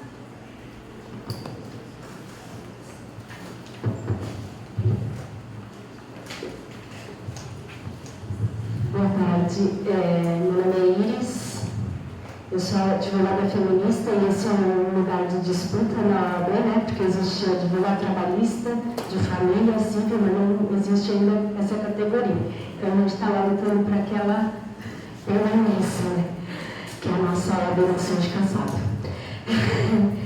Enfim, eu fiquei muito impactada, parabéns, o documentário está maravilhoso, como já esperado. Chorei algumas vezes porque desde a morte da Alessandra Abdala, em dezembro do ano passado, esse assunto me deixa muito incomodada, quer dizer, sempre deixou, mas aquele foi uma gota d'água bem terrível na minha vida. E eu queria dizer que o feminicídio não é o último ato, né? Ele é um dos atos da violência de gênero, porque nós temos a morte posterior à morte. E eu vou trazer um caso para vocês que ilustra bem isso que eu quero dizer. A sargento Regiane morreu em julho de 2020, na cidade de Forquilinha, aqui no interior sul de Santa Catarina, morta pela própria arma. E o sujeito, ex-marido, que há 3 meses eles estavam separados, se suicidou também, na cena do crime, na frente dos 2 filhos, um de 7 e um de 3 anos. E o Portal Catarinas fez uma matéria bastante interessante sobre esse caso e relatou que no caixão do feminicida tinha uma faixa escrita "Foi por amor". E isso foi um relato de uma sobrinha que a família tinha ido levar as crianças para ver o pai, né, para se despedirem do pai. E aí a família viu essa faixa e uma sobrinha relatou ao portal que isso havia acontecido. E a sobrinha foi processada pela família do pai por ter feito essa declaração ao portal Catarinense. Então, existe uma segunda morte, que é a da memória dessas mulheres. E que a gente vê poucas matérias jornalísticas sobre isso. Sobre como ficou essa família, como ficou esses filhos. Ontem foi aprovado na Câmara Federal a pensão para as crianças. Mas como como ficam os órfãos do feminicídio? Né? Como o acompanhamento da vida dessas crianças, dessas mães que perdem as suas filhas em Blumenau. A moça, que eu acho que era colega de vocês, jornalistas, foi morta na frente da mãe dela. Então, como o pós-morte, pós-feminicídio, né, o acompanhamento dessas famílias. O caso da Sargenta Regina é muito, muito emblemático. Vocês falaram várias coisas que lembram aqui. A Chine lembrou dessa questão da PM, da Polícia Civil, né?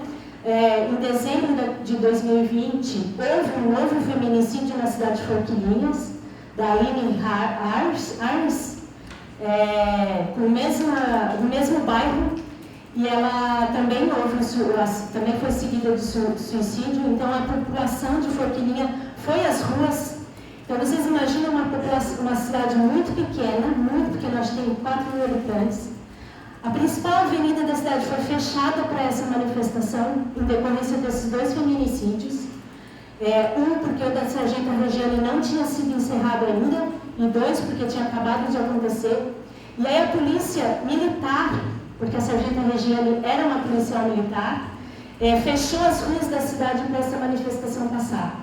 Só que a Polícia Civil levou 2 anos e meio para encerrar o inquérito policial da Sargenta Regiane, que decorria de um suicídio, dizendo que havia ali 2 crimes. Não há 2 crimes, há um feminicídio e um suicídio. E por que não dar esse nome a esse feminicida? Porque a família dele é da Polícia Civil.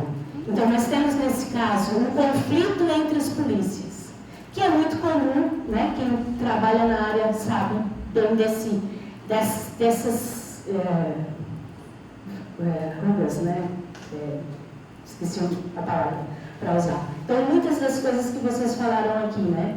E a gente tem visto uma cobertura por parte da assessoria de imprensa do Tribunal de Justiça, dos tribunais de júris dos feminicídios, e poucas matérias sobre os finais, né? Sobre o Tribunal do Júri, como essa família.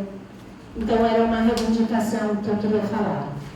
Falou do caso das mulheres relacionadas ao tráfico de drogas. Né? Nós tivemos um feminicídio em Araranguá, em que 2 jovens, uma amiga da outra, uma tinha um boletim de ocorrência, uma medida protetiva, e a amiga foi morar com ela para protegê-la. E aí as 2 foram tiradas de dentro da casa, amarradas pernas e braços, jogadas no rio Araranguá, encontrada pelo cachorro da Polícia Civil, os corpos. E a matéria é que elas eram ligadas ao tráfico de drogas. O cara o ex-marido é o feminicida, matou, mas ficou relacionado ao tráfico de drogas. Então, ele não matou o resto da boca do fundo dele, né? Ele matou as 2 garotas. Então, era sobre isso, uma reivindicação. Por favor, escreva a sua proposta. Boa tarde a todas, a todos e a todos. Eu sou Daniela Félix, levei um susto sem entender, depois daquele show aparecendo no documentário. Eu queria parabenizar, né, a Transversa pela qualidade da pesquisa, né, do desenvolvimento da pesquisa que foi feita, da relevância do tema, da necessidade, da urgência. Parabenizar a Lilás também, né, pela produção, pelo material de altíssima qualidade, que penso eu já como encaminhamento é que vocês divulguem, né, que esse material tenha ampla divulgação nas redes sociais, porque ele é um material importantíssimo para quem, né, não só para o campo do jornalismo, mas para o campo jurídico, para o campo policial e institucional, né, poder judiciário, enfim, né, é muito relevante. Eu queria, né, e daí assim, quando a gente é entrevistada, bem essa situação que a gente não sabe o que, né, como que será o recorte, qual é o produto final que será dado no conjunto, trazer aqui só algumas questões que para mim ficaram pouco perceptíveis e que eu acho que têm que ser ditas pelo jornalismo. Né? E aqui eu trago ali os dois recortes, tanto da grande mídia, quanto da mídia alternativa, com perspectivas de gênero, raça, classe. Né? E eu acho que assim, o feminicídio, ele é sempre, né, a exclusividade da matéria quando uma mulher honesta, branca, rica, se torna vítima. Né? Então,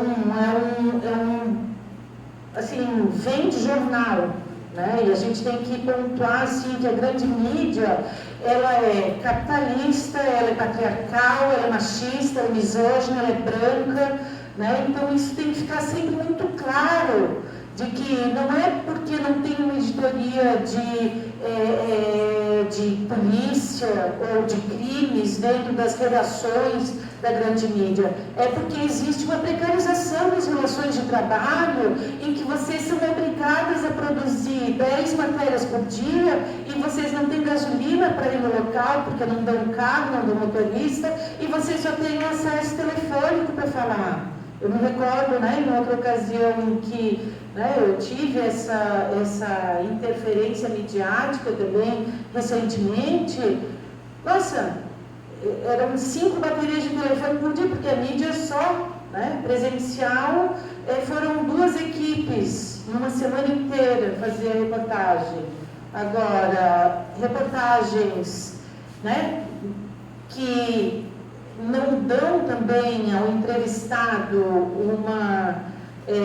um tempo de reflexão sobre o assunto, também né, gera aí uma qualidade duvidosa do material que está sendo publicado. Né, do porquê? Porque existe uma linguagem, quando se está falando com especialistas, ou quando se está falando de processos, quando se está falando de situações, né, o jornalista tende a reduzir, né, e eu acho que isso é prática de redação das universidades, né, técnicas, por conta dos caracteres à disposição para o assunto, que acabam aí prejudicando, inclusive, o que se quer com aquela reportagem. Né? E dentro de uma mídia que precisa vender o conteúdo, mais precarizado ainda é o que se veicula. Né? Então, a gente precisa realmente ter esse olhar de que, né, às vezes teve outras épocas em que, né, de situações anteriores, que para a grande mídia eu só gravava ao vivo, para que a minha fala não tivesse o recorte desnecessário. Por quê? Justamente por aquela tendência, né? O jornalismo dual, assim, o pró e o contra, e daí o leitor faz a síntese, né? Durante muitos anos participando de conversas cruzadas que tinha esse formato horroroso, né? Mas a voz crítica precisava estar presente. Então, assim, onde está o papel e a implicação do jornalismo na responsabilidade do que se produz? Né? E eu acho que o próprio documentário, ele mostra, né, a precariedade com que determinados assuntos estão sendo tratados. Porque se veicula feminicídio, mas cadê o material educativo sobre relações abusivas? Né? Cadê o papel de cobrança do jornalista na política pública, na falta de Casa da Mulher brasileira, na falta de verbas para inclusão da mulher camponesa no mercado de trabalho com renda digna para não suportar uma relação abusiva. Cadê o papel, cadê o jornalismo aí? Porque o que importa não é o pós e não é o antes, é só a matéria, o manchetômetro, que de fato a manchete ela sempre vem com aquela ideia da vítima, mulher, com determinados privilégios, com marcadores de classe, de raça. E a morte das mulheres negras, a morte das mulheres camponesas, pouco se fala, e se joga para baixo, se vai para baixo do tapete como se fosse irrelevante, para conhecimento público, porque as mulheres em situação de vulnerabilidade, já o feminicídio parece que já é uma coisa cotidiana da vida delas, parece que é quase uma cadeia produtiva, assim, tem que se submeter a relações abusivas, que não é o fim, o feminicídio não é o fim, concordo plenamente com o que eles falam, mas ao mesmo tempo, onde está o jornalismo em questões antecedentes e o pós, cobrança e atraso dos poderes públicos que não tem verba, por que o Estado de Santa Catarina não produz números? Justamente para negar verbas para políticas públicas. A questão isso, uma das questões que eu trago a gente precisa ter números acadêmicos, números, dados importantes, não só para as pesquisas, mas que norteiem políticas públicas dessas maiorias vulnerabilizadas. Então, é um papel e, mais uma vez, parabéns, e que precisarem. É isso, essa história ela precisa ter uma continuidade, precisa continuar sendo contada. Eu me formei em Direito em 2000 e trabalhei com violência doméstica. E nunca mais parei de falar sobre isso. É uma questão, a gente não consegue superar e ela precisa estar sempre num contexto de discussão para que a gente nunca perca de vista que mulheres continuam apanhando, continuam morrendo, continuam sofrendo todos os tipos de violências de Estado. Então, obrigada. Parabéns. Bom, pessoal, vou agradecer então as considerações de todo mundo e vou fazer uma pergunta final. Eu pedi que vocês também façam as considerações finais, porque a gente já está avançando aí quase para o horário de sextou. Então, acho que a gente já pode se encaminhar para o encerramento da mesa também. Acho que uma questão que todo mundo tocou foi a questão da memória, Quando se fala dessa vítima perfeita, também se fala dessa memória perfeita, dessa construção dessa história. Então, se vocês pudessem falar um pouco sobre isso, sobre esses desafios, e aí as considerações finais que vocês têm a fazer. Depois, quem retorna aqui é minha mestra de cerimônias, Thaís.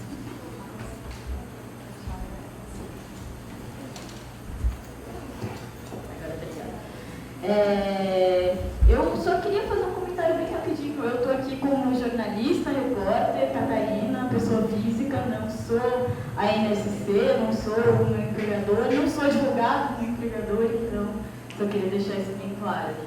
E o que eu trouxe aqui foi mais no sentido da gente conseguir entender o produto que sai de redações encolhidas, de falta da precarização do trabalho. Eu entendo o capitalismo, entendo tudo isso, só queria pontuar isso.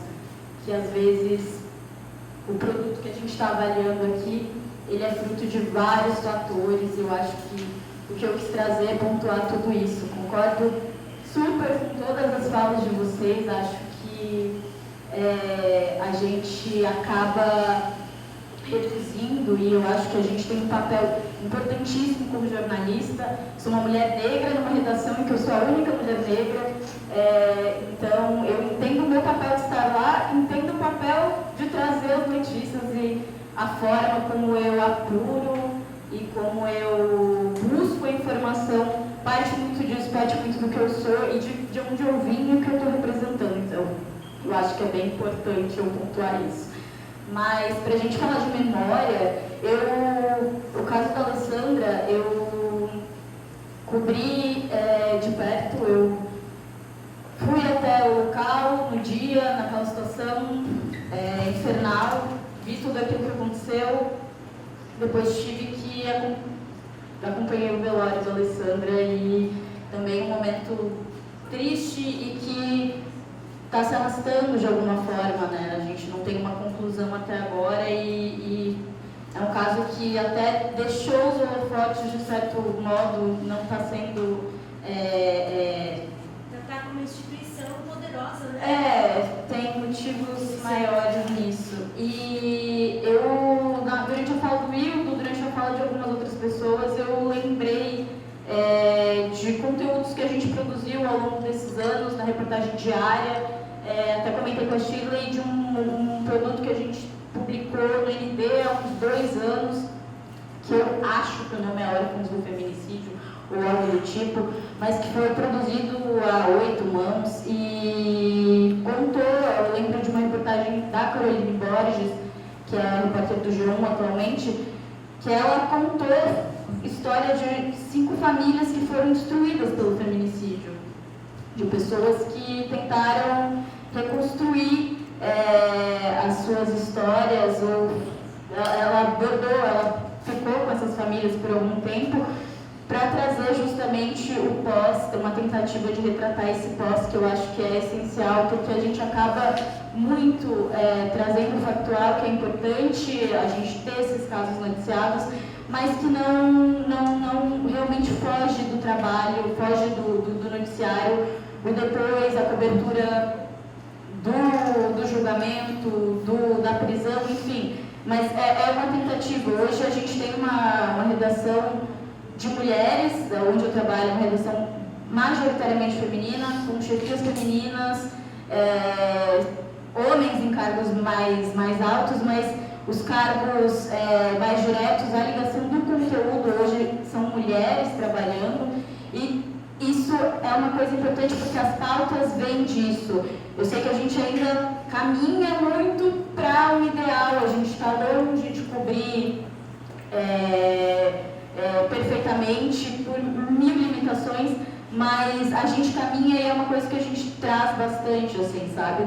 Acho que é o que a gente tem buscado, pelo menos dentro do que a gente está produzindo ali no DC, no Hora, hoje em dia, é um caminho que a gente tem buscado essencialmente porque a gente não se vê representada no que vem sendo produzido, então a gente quer cada vez mais que tudo que a gente trouxe aqui de combate à violência antes do feminicídio acontecer, a gente tem produzido muitos materiais mesmo, não estou elencando coisas do imaginário, a gente produziu mesmo, as coisas estão sendo produzidas, talvez a gente tenha que discutir distribuição, como esse consumo está sendo feito, mas esses materiais estão sendo produzidos num veículo local, num veículo diário, isso está sendo pautado, sabe? Eu acho que é importante que a gente lute, que esses espaços sejam ocupados por mulheres negras, por mulheres indígenas, enfim, por mulheres do campo, que a gente possa cada vez mais ter essas mulheres para que esses assuntos venham de alguma forma. Então, esse papel da memória é muito importante, é uma coisa que a gente tenta trazer já lá no ND. O G1SC tem produzido muitos conteúdos nesse sentido também. Então, é importante saber que dentro da grande mídia, ou dentro dos espaços que tem mais acessos, esses conteúdos estão sendo produzidos. Eu acho que eu completo dizendo isso. A gente está longe de um ideal, mas isso vem sendo mudado, assim. É uma sensação interna que eu tenho de trabalhando nesses veículos e de uma sementinha que está sendo plantada por todas as mulheres que estão ali produzindo diariamente. Acho que é isso, completo, e agradeço o convite novamente.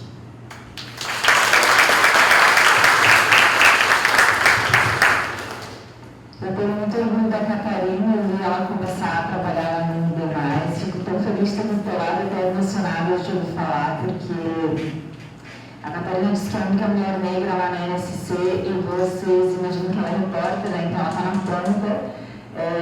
Qual é o perfil do chefe, né? E do chefe, né? Então, são questões que a gente precisa ter em mente. E, bom, falando sobre a memória, né, que foi um dos pontos, tem várias pautas que eu já abordei recentemente, que foram feitas por colegas, como órfãos do feminicídio, foi um material que a gente fez no ND+, eu era editora, a Catarina era repórter, a gente fez com um grupo de repórteres mulheres esse material. Já fiz essa pauta na Zero Hora também. A pauta das mulheres camponesas, eu lembro que a Angela Bastos, né, faz algum tempo já, não sei quantos, uns 4 anos, eu não vou lembrar direito, fez um material também que foi bem completo, assim, ela esteve lá, entrevistou as mulheres, foi um baita material que inclusive ganhou o prêmio Vladimir Herzog. Então, assim, a gente tem alguns braços que estão ali tentando fazer essa frente e buscando sempre humanizar as histórias e ter o maior cuidado possível na abordagem, mas é claro que faltam braços e falta apoio também, eu acho, sabe? Eu sempre lutei essas batalhas, como falei, tive feedbacks lindos, eu acho que tive resultados que eu fiquei muito feliz, mas também tive muita frustração, processos judiciais, demissões, e um dos últimos casos, eu imagino que todo mundo deve saber, do caso Mariana Ferrer, que foi uma das matérias que eu fiz para a ND e depois fiz para o Intercept também, que me gerou um caos na minha vida. Eu fui atacada nas redes sociais, eu respondo a 6 ações judiciais na Justiça. O juiz e o promotor daquela audiência e o advogado acusado do crime, eles estão pedindo indenizações altíssimas, absurdas, que somando chegam a quase 1 milhão, e também por crimes contra a honra deles, né? Então, vejam só o que tem acontecido, muitas pessoas não sabem disso, e cadê a rede de apoio, né? Como é que eu vou continuar fazendo jornalismo, sendo que eu tenho que enfrentar uma batalha judicial contra um juiz e um promotor que estão dentro do poder judiciário, que está, né, presidindo as ações, quer dizer, jogando dentro de casa? Qual é o poder que eu tenho com isso? E como é que eu consigo incentivo, forças para continuar fazendo o meu trabalho? Onde estavam os movimentos quando eu precisei? Né? Então, assim, quem me ajudou, eu só não desisti do jornalismo porque eu tive alguns colegas, e eu faço questão de citar o nome deles, eles são repórteres até hoje também, Fábio Bispo e Yuri Potter, que são meus colegas, e na época eles me deram muita força, porque, assim, nota de repúdio é importante, mas não paga minhas contas. Então, eles dividiram trabalhos comigo, me puxaram, não, vem cá, vamos fazer uma pauta juntos, vamos assinar juntos, eu tenho essa pauta aqui, pega, vai lá fazer e tal. Porque a minha primeira vontade era desistir do jornalismo, e eles não deixaram que isso acontecesse, e eu continuei. Também a Paula Guimarães, do Portal Catarinas, foi uma pessoa também que me apoiou muito, a gente fez vários trabalhos juntas depois disso. E Maria Espiridião também, da Abrage, que me ligava toda semana para saber se estava tudo bem. Enfim, eu devo muito a essas pessoas, porque estiveram do meu lado o tempo todo. Mas, assim, eu senti falta de mais apoio, sabe? E o apoio psicológico? Como é que eu continuo fazendo esse trabalho, né?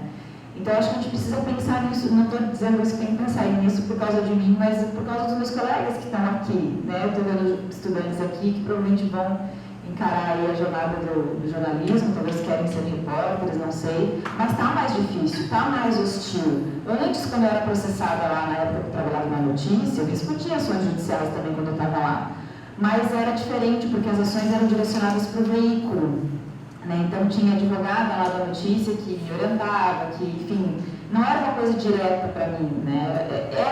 Isso mudou.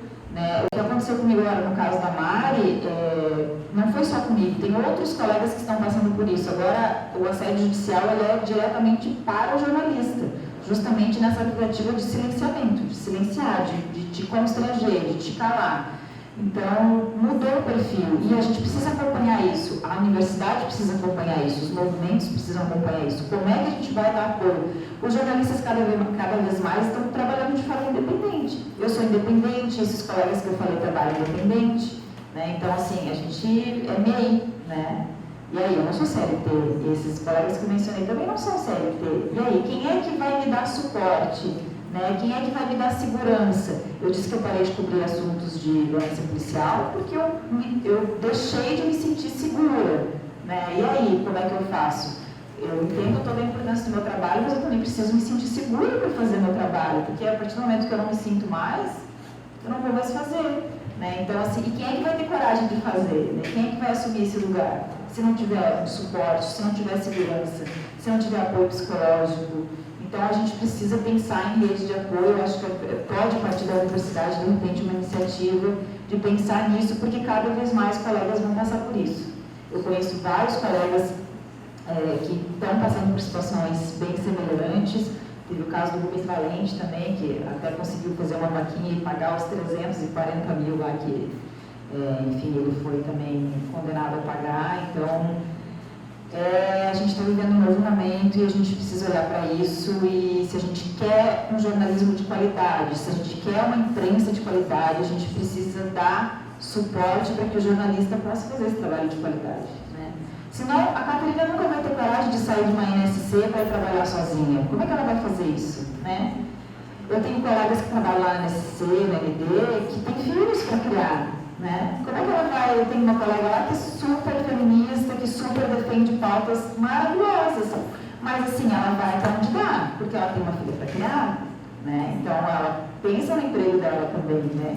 Então é isso, que tipo de suporte que a gente tem para daqui a pouco eu abandonar uma NSC e uma ND e eu ir trabalhar por minha conta. Mas aí que suporte jurídico eu vou ter se eu cair numa ação judicial? Como é que vai ser? Né? Quem é que vai dar esse suporte para mim? Então, eu acho que fica essa reflexão para a gente pensar. Obrigada.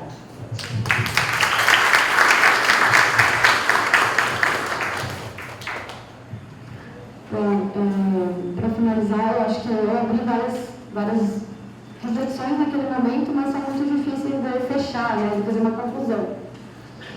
Eu vou convidar todo mundo a pensar sobre essas questões que eu abri, né, pensar sobre que olhar a gente lança para as mulheres quando a gente pensa numa vítima de violência, o que a gente espera dessas mulheres, provocada pelo professor, né? Então, é isso mesmo, né? Essa dualidade boa e má, que também tinha sido levantada pela Fabiana, mas essa dualidade entre, eu não lembro quais são os termos que ela usou, mas a vadia e a, enfim, um outro termo que é positivo, entre aspas. Ninguém atinge esse ideal, né, esperado em relação às vítimas de violência. Acho que é muito importante o jornalismo olhar para isso, assim como o Estado, as políticas públicas, enfim, mas o jornalismo é quem vai intermediar isso tudo, e é bem importante que os jornalistas consigam olhar para essas questões. E, da minha parte, é isso. Muito obrigada pela atenção, muito obrigada pelos organizadores do evento, as organizadoras do evento, né, pelo evento. E dentro de um ano eu espero ter uma tese e, quem sabe, a gente ainda vai se encontrar e conversar sobre esse assunto. Tá bem?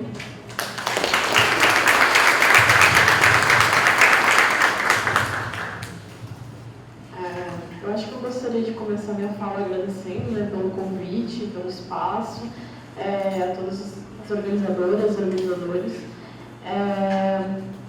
Em relação à pergunta, assim, das memórias, desafios, eu acho que a gente está aqui num espaço que a gente tem muito a aprender, né, uns com os outros. Então, as falas também foram, enfim, construindo muitos pensamentos, né, muitas reflexões, assim. Eu acho que, em relação a essa questão, né, a gente tem que pensar assim, né, o feminicídio, noticiar, ter todo esse cuidado, tudo que foi trazido aqui, né, na roda de conversa é muito importante. Mas eu queria frisar assim, muito essa questão em relação às mulheres, né, como eu estou nesse lugar, né, em relação às mulheres do campo, nessa questão do pensar também essas violências anteriores, né? De pensar essas questões que estão ali por trás também, que afetam que vão acarretar nesse crime, nessa situação, né? Então, enquanto as que estão passando por hoje, por uma série de violências, que podem um dia chegar, enfim, a ser um crime de feminicídio, mas que a gente também tem que ter essa atenção do o que a gente pode contribuir para que não chegue nesse lugar, né? Para que a gente não seja mais uma, né? Mas é importante a gente estar discutindo porque infelizmente vai continuar acontecendo e é uma estrutura, como a gente estava conversando, capitalista, racista, machista. Então, eu acho que é muito importante conhecer também e ouvir as mulheres, né? As mulheres do campo, as mulheres que estão sendo vítimas de violência física, psicológica, emocional, a questão de autonomia de renda também. Então, olhar para esse lugar, olhar para o que necessita de política pública, ou ouvir mesmo o que elas demandam, né, nesse lugar também, porque quando a gente vai, muitas vezes a gente vê nas mídias, assim, quando a gente fala, enfim, nas mídias, assim, na TV, naquela que a gente estava discutindo, a questão das grandes mídias, geralmente a gente vê o retrato de homens, né, quando a gente vai falar sobre política pública para geração de renda, para questão de mesmo educação, mesmo uma série de debates a gente vê quando tem, né, esse contato direto com o meio rural, com o campo, geralmente são os homens os entrevistados, os questionados, e muitas das mulheres, vocês vão perceber se alguém já teve essa, eu não conheço, assim, não sei dizer, mas enfim, quem já passou por essa experiência de querer entrevistar uma agricultora, né, é um processo delicado, que precisa ter um cuidado, porque, como eu disse antes, ela está geralmente se sentindo sozinha, tendo N tarefas de trabalho, às vezes ela vai pensar, não, eu não tenho tempo, como é que eu posso parar, tenho que cuidar dos meus filhos, tenho que fazer aqui a comida, a plantação, mil e uma coisas, mas enquanto que ela não está acostumada também a se colocar nesse lugar de fala e a falar, mas o quanto que é importante também ter esse cuidado e tentar, assim, falar com elas, conhecer essa realidade que demanda, né? Então, eu acho que seria essa a minha fala. E então, estou concluindo e gostaria muito de agradecer a todas e também aos estudantes aqui de jornalismo que estão presentes, ouvindo, né, e, enfim, participando. E agradeço muito. Obrigada.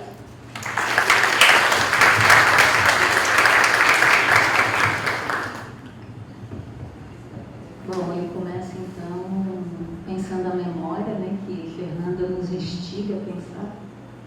Difícil, né? Mas eu acho que essa questão da memória, ela vai muito por outras coisas que nós já falamos, sabe? Porque sempre que a gente fala, né, da memória, a gente sempre lembra também de alguns casos, que são aqueles casos que foram muito, muito tratados, que repercutiram muito por certos motivos, né, que a gente identificou lá nas nossas análises, né? Porque era um crime muito brutal, porque a vítima ou o agressor tinha uma determinada posição social, né? Então,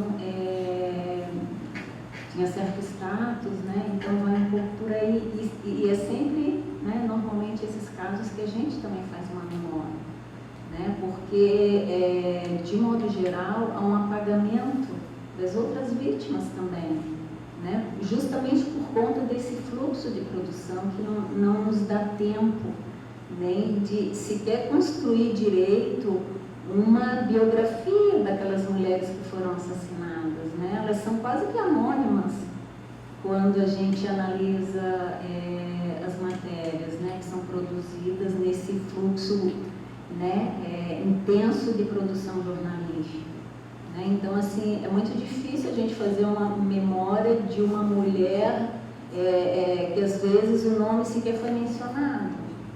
Né? Então, o que fica para a nossa memória né, em relação a essas vítimas, normalmente são algumas delas apenas, né? Porque tem todo esse outro apagamento também na leitura. E eu não acho que seja algo feito intencionalmente ou propositalmente, acho que esse problema é mais estrutural mesmo, né? Porque eu acho, a Catarina falou isso, Chile também, né, que estão nessa produção, que passaram por essa produção, Eu acredito muito que tem gente, né, mesmo nisso que a gente chama de mídias mais hegemônicas ou grande mídia e tal, tem gente lá cotidianamente trabalhando duro para fazer, né, uma cobertura relevante, necessária, mesmo nas matérias factuais, porque nós identificamos isso. Tem ali uma autoria, né, essa questão da autoria é importante. Shirley já falou isso, que repórter eu quero ser. Então tem muita gente lá dentro, várias, né, que se colocam essa questão permanentemente, e a gente vê no resultado das matérias que a gente lê, né, que repórter eu quero ser, né, porque a gente vê que ali tem um engajamento pessoal, profissional com aquele caso, em relatar, né, de forma adequada aquele caso, mesmo que depois ele não vai ter muita continuidade, porque os repórteres são demandados de cobrir no dia seguinte outras pautas, dias depois outro feminicídio, e aí vai nesse fluxo, né? Então, assim, eu acho que tem resistências bem importantes, e eu acho que a gente tem que pensar o seguinte, né? É sempre importante a gente pensar na história das coisas, na história dos problemas, né? Então eu fico pensando, desde quando que o jornalismo ou a imprensa, de um modo geral, trabalhou com pautas aprofundadas? Desde quando? Olha para a história, né? Em que área temática, em que cobertura, né? Em que tema que o jornalismo cobre cotidianamente nessas mídias, né, os jornalistas, em que a gente vê esse aprofundamento e esse tratamento adequado das pautas, né? Então, eu acho que a gente tem que olhar essa questão também em perspectiva histórica, né, para poder dar conta, né, de toda essa complexidade que a gente está falando aqui, né, porque não tem solução simples, não tem receita, né, tem problemas que a gente lida com eles cotidianamente, e eu acho que tem gente, né, tanto né, nessa chamada grande imprensa, quanto, né, nas mídias com perspectiva de gênero, raça e tal, nesse esforço cotidiano, né? E aí, por último, só para terminar, eu acho importante a gente falar da formação, né? E aí, assim, formação dentro das universidades, que eu acho bem relevante, né? Essa formação em jornalismo, como que é essa formação em jornalismo? Né? A gente está formando só para que sejam tecnicamente, né, para que consigam aplicar ali certas técnicas, certos procedimentos básicos de coleta de informações e tratamento de texto, ou a gente de fato está formando, né, na densidade e na complexidade que aquelas diferentes temáticas que o jornalismo cobre cotidianamente, né, possa dar conta. E aí eu lembro que aqui no curso a gente tem uma disciplina de jornalismo, gênero e diversidade, né, que é uma conquista recente no currículo. Olha o avanço que é isso, né? Quando eu me formei aqui no início dos anos 90, né, outras pessoas, a Adriane também se formou aqui, né, Isabel, mas recentemente, a gente não tinha ainda, a gente tinha sim discussões de gênero, mas que passava meio pelos corredores, assim, né? Não é que não tinha, só que não dessa forma institucionalizada no currículo. Isso é um avanço importante, né? Olha quantas faculdades de comunicação no Brasil, a gente teria que fazer esse levantamento, talvez até já tenha, mas olha quantas que tem um curso de jornalismo, né, com uma formação em gênero, disciplina obrigatória, não é optativa, é um avanço importante, né? Então a gente, claro que as coisas não acontecem, né, as mudanças não acontecem na velocidade que a gente gostaria, né, e acha que deveriam acontecer porque são importantes, mas é uma peleia diária tudo para nós, né? Nada é muito simples, e eu acho que são coisas que são disputadas o tempo inteiro, né? Então, eu acho que essa questão da formação dentro das universidades é importante, fora das universidades também, né? Essa formação continuada dos jornalistas é muito importante, né? E eu acho que esse pessoal que está nas redações, e que faz uma diferença na cobertura cotidiana, é um pessoal muito ligado nessa formação continuada, que está lendo, que está atento a tudo que está sendo discutido, seja na área de gênero ou em outra qualquer, né? Então, assim, é muito importante apostar nessa formação pós-universidade também, né? E aí, por último, eu acho que a gente precisa pensar também que a violência de gênero, os feminicídios, não é um problema só da polícia, só do judiciário, só dos jornalistas, né, das mídias, enfim. É um problema da sociedade, é um problema das escolas, né? As escolas precisam tratar disso. Como que a gente quer transformar, né, uma mentalidade, né, uma cultura machista, patriarcal, misógina, se as escolas são proibidas de tocar no assunto, né? Então, assim, é um desafio grande, né? Nós somos uma parte, eu acho que nós temos uma contribuição a dar, né? Mas olha a complexidade das coisas, né? Então é isso, obrigada a vocês todos, obrigada pela participação na roda, né? Eu acho que o que a gente faz aqui hoje é só uma iniciativa entre tantas outras, né, que são feitas por aí e que a gente tenta trazer a nossa contribuição, né, enquanto jornalistas, professores de jornalismo, mas entendendo que essa questão não está restrita só ao jornalismo, né, embora o jornalismo tenha um papel fundamental e a gente quer pensar nesse papel também, né? É isso, obrigada. Agradecemos mais uma vez, então, a presença de todas as pessoas, um agradecimento especial a todas vocês, né, como a professora Terezinha mencionou, que trouxeram contribuições valiosíssimas para esse debate, que impactam as reflexões que a gente tem sobre o nosso próprio exercício profissional, né, e encerramos, então, aqui o evento. Como a gente prometeu, um vídeo documentário que vai estar disponível no site do Transverso ainda hoje, a partir das 17 horas.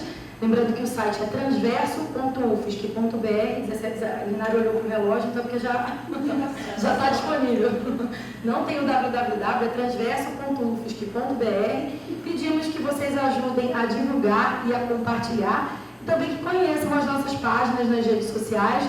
No Instagram é @transverso.ufsc e no Facebook é Grupo Transverso. E, como disse a professora Terezinha Silva também, né, uma das nossas coordenadoras do Transverso no documentário, que nós mulheres tenhamos assegurado esse direito fundamental, que é o direito à vida, e todos os demais. Muito obrigada.